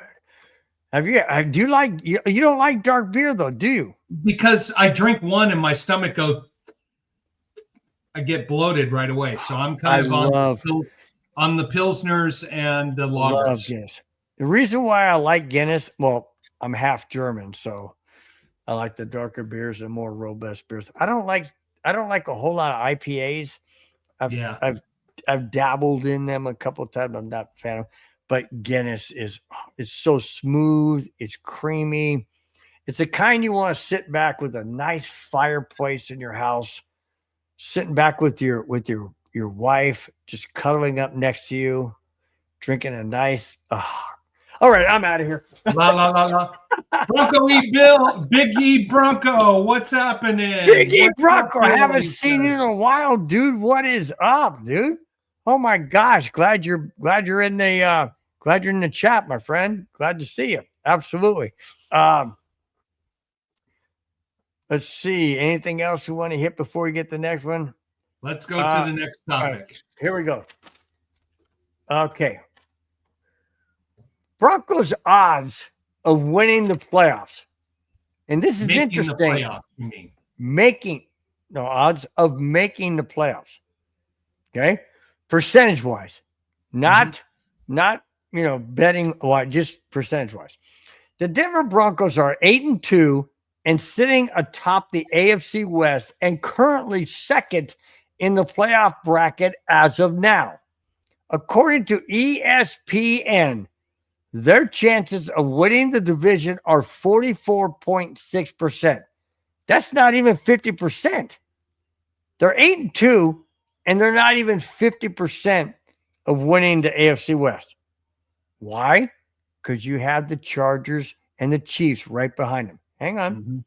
Making the playoffs are 91.7%. So even if they don't win the division, ESPN's saying they're going to get in as a wild card. Okay. And the chances of making the Super Bowl are 12.2%. Okay. That's extremely low. I get it. But wait until you hear the rest of the AFC West and their chances. Here we go. And the chances of and the rest of the AFC West looks like this. Hang on. Anyway, the rest of the AFC West looks like this. Here it is. Kansas City winning the West. Denver's at 44.6. Kansas City 25.5% as of now. If they win Sunday, both numbers are going to go. Broncos are going to go down. Chiefs are going to go up. I'm just saying, as of right now, Chiefs win the AFC West is 25.5%. Playoffs, 75.8%. That's higher than I thought. Yep. Super Bowl chances, this may shock you people. Super Bowl chances to get to Super Bowl, 18.9%. That's extremely low. Chargers winning the AFC West, 29.9. Playoff, 84.6, higher than the Chiefs, lower than the Broncos. Super Bowl chances, I love it, 10%. Lower than the Chiefs, which I love. Raiders winning the West, 0. Playoff percentage, 0.1%. Super Bowl percentage, 0. So that being said, do you, Spence, believe the Broncos will win, not only win the division, win the West with the percentages given, make it to the second seed or third seed in the playoffs, and possibly make it an outside chance to get to Super Bowl? Well, I think it all depends on Bo Nix, because he needs to get going with this offense right now and not be sputtering. I mean, 10 points against the Raiders. I mean, that's not performance. I mean, we talked about this and we've said, okay, Mahomes and Nix's stats are kind of, Mahomes has passed for 2,350 yards, Nix 2126. Where the stat that really stood out to me was the number of bad passes. If you go on NFL.com, they have this stat. Who leads the league in bad passes? Bo Nix. So that's a stat that we've got to reverse quick, fast, and in a hurry. This game that's coming up is going to be a stepping stone for where the Broncos are going to be over their November and December run, and especially where the Chiefs are. Broncos win this game, they have a 4-game lead on the Chiefs, and the Chiefs are almost all but eliminated from the playoffs. They would have to really go on an epic run. They're not going to be winning the AFC West. Broncos lose this game, you bring the Chiefs back in with all that momentum, all that energy. We start having more question marks and everything like that. The best thing for the Broncos to do is run the ball. Get RJ Harvey. If we can run it with JK, I mean, PJ Harvey. I mean, RJ Harvey. Because we don't have Dobbins. He's done. Looks like it might be done for the year. Yep. Clayton Huron, run. That is how you beat the Chiefs. Run. And Bo Nix got to throw some smart balls. I don't want to hear any more adding to this bad throw stat that they have on NFL.com. And also, I want to see him throw the ball deep at least once. You've got to expand the Chiefs defense and make them think. Get them what? Oh, sorry. Get the Chiefs thinking about the entire field and not just the condensed 15-yard area that everybody's been pushing on the Broncos here. So it's going to be a very interesting game coming up. All right. We bring in all kinds of chats, pro or negative, so I'm bringing this one in. Yeah. Lemon GG says the Walmart brand football team is dog. You know Shish what? kebab. Donkeys suck and Blow Nix is fraud. Keep the cope flowing. Okay. Hey, you know what? I can't disagree right now.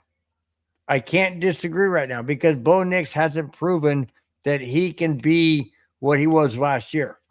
And I'm not going to say he's dog Shinola, but what I will say is that he hasn't performed like he has last year. Lemon GG, thank you for being in the chat. We like I said, we do not what's the word I'm looking for? Discriminate. Yeah, we do not discriminate, or we do not censor, what you guys say. You want to say it, you can say it. If YouTube's putting it up there and we can bring it on, we'll bring it on. It's your thoughts. You don't have to agree with us. We never said you had to agree with us. We will welcome and thank you for being in the chat. Titans win the Super Bowl this year. Sorry, guys. So, Mike, what beer are you drinking? We Mike really Remy. want to know what kind of beer you're drinking that's coming to that. I mean, your team is 1-8, so they're going to win the next nine games or win the next 8 games and go 9-8 and make the playoffs. What if that were to happen? I will say this: love your optimism. Appreciate you being a part of the show. Probably it's not going to happen, but hey, you know what? If you're a huge Titans fan, you got to appreciate still pushing and still grinding and still trying to get better.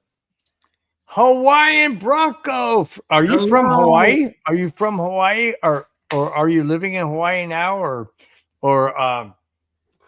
where you don't have to tell us where you're living now, just what state you're in, maybe, or what whatever.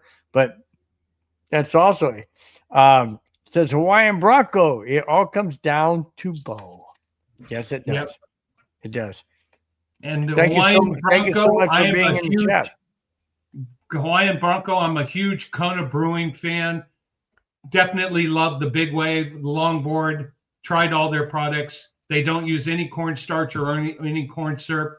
Love drinking their products, and will always do This it. commercial brought to you almost brought to you by Kona beer. Brought to you by Kona Spence, that's for sure. It's brought to you by Kona Amen. Spence. J.K. Dobbins is out, so Bo needs to play better this game. He just needs to make better decisions. Rightfully. Yep. Clayton Aron says Bo is still young and hungry and a ton of talent and the best coach and all the players behind him. Absolutely love hearing that from all his players. Now that's teammates, baby. I agree. They're all behind Bo Nix. I agree, but you can be behind Bo Nix as much as you want, but the product on the field has to produce. It just doesn't seem to have been there the last several weeks. But that said, we've won 7 straight, and that's what matters. I don't care if we win by 1 or we win by 41. Doesn't matter. If you win, you win. Okay? That's all I'm going to say. People say, oh, Broncos should have killed the Raiders. They only won 10-7, and they had to score 33 points in the Giants in the fourth quarter. Did we win both games? Yes, we did. Yes, we did. Okay. End of discussion. So all you got to do is win. Doesn't matter how. Of course, it scares the crap out of the fans like me, but I'm going to let you try to pronounce this name here. I'm going back over here where it's easier. Kansas Para. Kansas Para. Chiefs by 10. All right. Well, from Kansas. Okay. Keep that up there for a minute. Kansas Para. I do not disagree with that. I do not disagree with that at all. And here's the reason why I don't disagree with it. The Chiefs have owned the Broncos for the last, 45 years. Oh, I'm sorry. Maybe not that much, but it seems like it. About the last, 9 years, 10 years, 9 seasons? The Broncos won last year at the end of the season because you guys didn't play anybody. That's the only reason why we won. We almost won that game in KC if our kicker could again, going back to you win by 1, it doesn't matter. The point I'm trying to make is, yes, I cannot disagree with that. I cannot disagree with it. The Chiefs are favored by 3.5, which means they got the 3 points the Broncos get at home for being a home team. The Chiefs took that and added 3.5 on top. So statistically, the Broncos are underdog by 6.5, theoretically. Okay, so 10 is not out of the realm of possibilities. The Chiefs have owned the Broncos. I won't disagree with that. However, this year, I feel the Broncos and the Chiefs have shifted. Not because I think the Chiefs are not good or can't beat the Broncos. It's because the Broncos are now in first where the Chiefs usually reside. Will that make the Chiefs hungrier? Absolutely.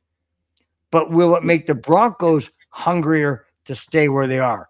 That's why I will tell you my prediction at the end of the show, which comes in the next two topics, what I feel, but I will not disagree that you feel the Chiefs will win by 10, but I will tell you my thoughts at the end of the show based on where we stand now. Is that fair? I hope so. Okay. What do you think, Mike? Or Mike? What do you think, Spence? I think I'm doing your Charger identification if I'm Mike right now. All right. Anyways, and then Clayton Ron says, okay, she gonna or Candace Paris gonna say Chiefs by 10. Clayton Ron says Broncos by 10. They go, we don't know. All we can do is be fans and cheer for our teams and hope for the best that our team wins, whatever game we're cheering for. So, and the Chiefs so far this year are 1-4 against teams with an above 500 record. They've lost to the Chargers, they lost to Philadelphia, they lost to Jacksonville, they lost to Buffalo. They did beat Detroit. So the Chiefs have had a tougher schedule of it so far this year. So that's probably why they're making the Chiefs the favorite, because they're more. We beat the Eagles. Yeah, I know we did. But we barely beat the Giants and we barely beat the Raiders. So there you go. All right. Like what everybody looks for in the show on Friday is the last two topics. And here they are. All right. Broncos quarterback Bo Nix will be facing the Chiefs. And even though he's not directly facing Patrick Mahomes, his stats are almost identical. Patrick Mahomes, Bo Nix. Here we go. Passing yards, Mahomes, 6,277 this year. Bo Nix, 5,901. Not this year, I'm sorry. Overall. Okay. 5,901. Passing touchdowns, Mahomes, 43. Bo Nix, 47. Interceptions, Mahomes 16, Bo Nix 20. Rushing yards, Mahomes 592, Nix 635. Rushing TDs, Mahomes 6, Nix 7. Bo Nix stats career against the Chiefs, however, is followed: 6 touchdowns, 0 interceptions, 81% completion, 138 passer rating.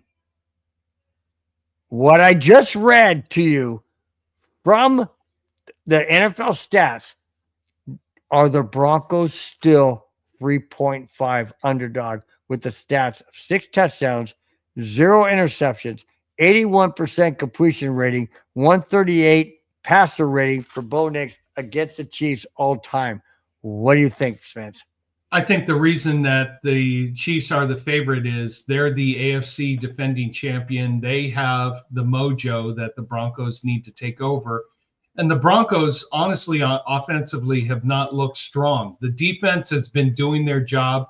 The Broncos have had to come back in the fourth quarter too many times, and there's going to come a time where that bubble's going to burst.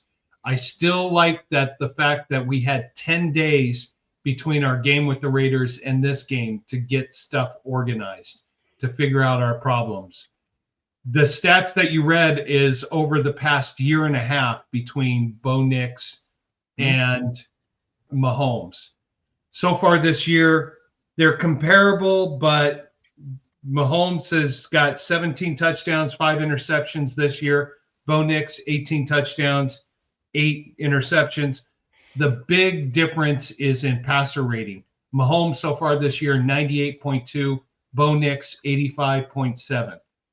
Bo Nix has just got to make better decisions, better choices. And this is the type of game where it's going to be a springboard for Bo Nix and for the rest of the Denver Broncos for the rest of the season here. All right. I have to bring this up because I'm just going to do it. We bring everybody up. Mr. Palat says, is this donkey chat? Last time I checked, a donkey is not a horse. A horse is a purebred. It is its own animal. A donkey is a crossbreed. It has nothing to do with being an actual horse. So, no, this is not donkey chat. This is Bronco chat. Okay. Anyway, and he says, Dunkaroos versus chefs. Chefpies. Again, I don't know who he's referring to because last time I checked, there's no donkey playing football. Big E Bronco said the Chiefs are not going to win this game. They're going to win this year. The NFL went under so much scrutiny last year. They decided to stay out of their game this year. That's why they're just the fairly winning team. Wait until Christmas night. You'll see. I think what it is the NFL is really tightening down on favoritism. I really hope they are. I would hope so because it's really obvious to us fans when we watch the game and a guy the ball's over his head and he gets hit and he's like flag, and 15 seconds later the flag comes out. I mean, come on. It's like really? No, that isn't the way it should be. Of course, Chiefs will buy the refs. No, they're not going to have to buy them. The National Favoritism League or the NFL is going to make sure the Chiefs have this. By the way, I just want to go back to one here. John Elway was a horse. Yes, he was a thoroughbred who was a Triple Crown winner who had 2 Super Bowls. How many Super Bowls have we seen? Nah, you know what? Never mind. John Elway was a horse. He was a thoroughbred, and he just kept going and going and going and going. Good for John Elway. And if you want to make that analogy, hey, he's a Triple Crown winner, a Super Bowl champion. Triple Crown, 2 on the field, 1 is the GM. There you go. All right. We are at the last topic of the show, 153 and a half into the show, an hour 53 and a half. Here it is. Guys, big game this Sunday. Big game. Yep. If you notice under my name, it says, if the Broncos win, we are legitimately in first place. If we lose, it's a mirage. Here it is. Spence. Broncos Chiefs preview. The defense, in my opinion, the defense will come up large in this game. They have to get off the field as well as produce takeaways for the offense to have a shot at a short field. I will not give my prediction of the score until I get your comments. But before you do, is this game a playoff game for the Broncos? In essence, that it's a statement game, it's a playoff game, it's the emotional game, it's a home game, it's everything above. Or, I know you say this is a significant statement game. Yes, I know. What I'm asking is this their playoff game? Kind of like a championship game. Is this how they have to approach the game? Is it that big for them this season? It is, and it's a springboard game because you go and you beat the Chiefs. You now have all that momentum, everything that's been hanging over your head, The Chiefs are 9-time AFC West defending champions. You get that monkey off your back. You put yourself in a position to really put the Chiefs out of their misery for the rest of the season. When it comes to the AFC West, we just have to make it through the first quarter without any super substantial damage. I'm not saying coming out of the gate flying. Just get into a rhythm so that you're in the second, third, and fourth quarter and you're able to get going from there. The defense is going to be the name of the game here. Bo Nix has to look at opportunities and not try to go for the big gamble. Love him. If he's got one-on-one coverage, throw the ball deep. Franklin will get it. Mims will get it. Sutton will get it. We've got to not take big risks and increase those bad throw stats. Defense, you don't have PS2. You don't have Singleton. They have got to come up. My final score is Denver 23, Kansas City 21. It's going to be one of those nail-biter games that comes down to the end to a field goal one way or another. Denver comes out ahead. They're 9-2 and looking to a great bye week coming up where they're going to work more on their offense moving for the rest of the season. Okay, before I give my my score, I want to say this. Mr. Plaid says, can Colorado beat Cherry Creek High School? Yeah, I believe they played them in a scrimmage and they handed them, I don't know. I mean, Colorado, CU is been a mess lately. Been a mess. How do you get beat by 50-some points, dude? That's crazy, man. It's just nuts. My thoughts on the game is defense has to get off the field. They have to. They're not going to stop Kansas City. That's like trying to stop a train. You can slow it down, but you can't completely stop it. But you need to slow it down. Denver needs to stop Kansas City's Travis Kelce. I don't know if Taylor Swift's going to be in the house. Hopefully not, because we're going to see her like 90% of the time. Travis Kelce needs to be stopped. I don't know who's going to stop him because Singleton's not in there, which is good.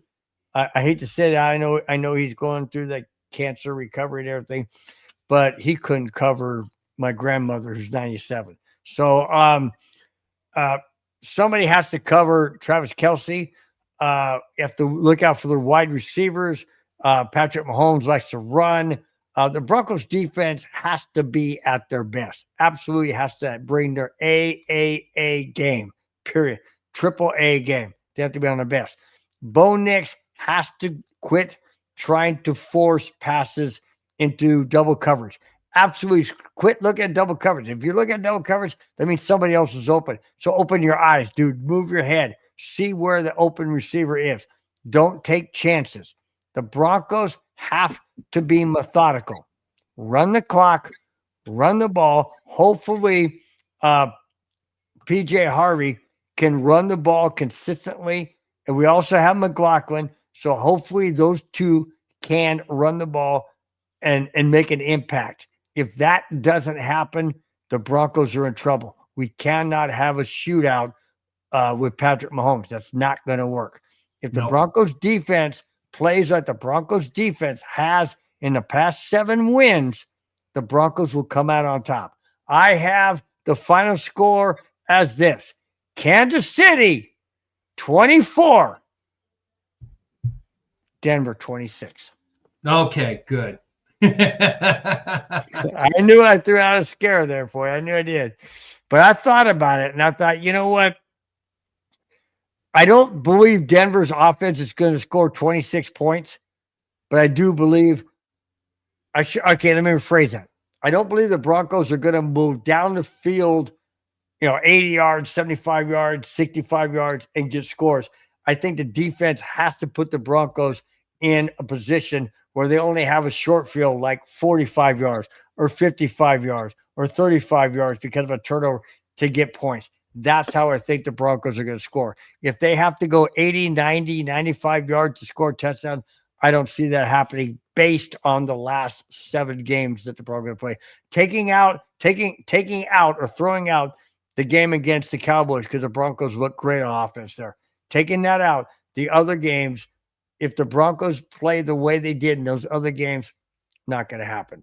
But that being said, I say 26-24 Denver this Sunday, and the Broncos make an absolute AFC West and AFC conference statement with the win over the Kansas City Chiefs. I like it. I like it. All right. Showing some love. Let's go Broncos guys. Hey, is that a new person? Yep, we got a lot of new people tonight. All right, let's bring them up real quick before we say goodbye. Tin Man for life. My seat level 5. My seat level 5th row, 35 yard. Wow, sweet. Level 5 up top. Or level 5. Oh, level 5. View. Yeah, best view where you can see the entire field. Pat's Antonio Nation. R says Pat Nation. That's okay. Patriot. I'll tell you, Patriots are looking good, man. Patriots looking good. No doubt about that. How about this one? What's that? Half hawk, half man? Half hawk, half man. Okay. Y'all got snow bunnies at the crib? Well, we're in Southern California. We got rain bunnies. Rain bunnies. Rain. Yep. Well, I don't know if I got heavy. I got the window closed. Silk Den, it's the bloomings off the rose of the Broncos as this fella hints at. To a point, you're right. You're right. People have figured out Bo Nix. They have. Let's just see what happens this Sunday. Let's see what happens the rest of the season. Okay? That's all we can go by. I said your live stream reached me in Ohio. All the best. Thank you so much. Ohio, love Ohio. What part of Ohio? Are you in Canton? Are you near Cincinnati? Just wondering. You don't have to say exactly. Just wondering. But that's cool. Man, I'm telling you what, Spence, this has been a fun night. Matt, you ready to go and say hello and say thank you to everybody? That's a long laundry list here. I'm ready. Go for it, buddy. Go right down the chat and let's just enjoy. And thanks for everybody, all the newbies that have been in the chat. We love having you. Go for it. Amen. We'll start with the boss, Madungus. Thank you for your comments. My nephew, Dylan, thank you very much. He's probably playing video games right now. Snow Salt 777, thank you very much. Rexleen Ashwell from Australia. Hopefully you're having a good day. Good day, mate. In the afternoon. David Yonkin, thank you so much for your comments. Keeper 70, really appreciate it. Stephen Taylor, thank you for all your comments. Cairo, great discussion there. Patspan 1287, thank you for the discussion. Yes, if Brent Maine goes and beats Baltimore in Baltimore on December 21st, the MVP might be all his. Sherry Powell, thank you so much for your comments. Erwin Curtis, thank you so much. The Boyle Life, thank you so much. Jamin, thank you so much for being a part of the show. Victory Lap, appreciate it. Cheech and Chong, hopefully you got some good stuff that you're enjoying tonight. Gregory Comibble, thank you so much for being a part of the show. 34 King Drip, thank you for being a part of the show. Rick Nichols, appreciate your comments. Eaton Still, thank you so much. Mohammed Debris, DePoli, I wrote it down wrong. Thank you so much. Tin Man, enjoy having you part of the show. Love your seats there in level 5 at the 35-yard line. Big E Bronco, thank you for being a part of the show. Lemon S, even though your comment was out there, we appreciate you being part of the show. Mike Ramsey, appreciate you being part of the show. Hawaiian Bronco, thank you for checking in. Kansas Parish, yeah, I think you think your guys are going to win by 10. We think our guys are going to win by 2. Appreciate you being part of the show. Mr. Palad, appreciate you. Mohammed Palad, thank you for being part of the show. Antonio, thank you for jumping in there a little late. Ilray Tito, thank you for being a part of the show. half hawk, half man. Thank you for being a part of the show. And last but not least, Silky Den, thank you for being a part of the show. Thanks to Bronco Bill and thanks to Kona Smith. We appreciate all your comments. There was one more that snuck in there. Eli's Mantle, thank you so much for being a part of Bronco Nation and our show. Bill, take us out of here. Guys, what a fantastic show. Thank you so much for each and every one of your comments in the chat. We look forward to seeing you next Friday. Until then, enjoy your weekend. Enjoy your Friday night. Thanks again for being part of the show. Without you, the show would be absolutely nothing. Enjoy Broncos Chiefs this Sunday. May the Broncos win. If not, we'll still be here next Friday. Till then, guys, have a wonderful, fantastic rest of your evening and weekend. We will talk to you next Friday. Till then, guys, love each and every one of you. Take care. Bye-bye. Fast lane when I pass in the street, bag of money in the passenger seat. Tempo's been asking for me on the road from the west to the east. Way up, I might never come down, cause the coast right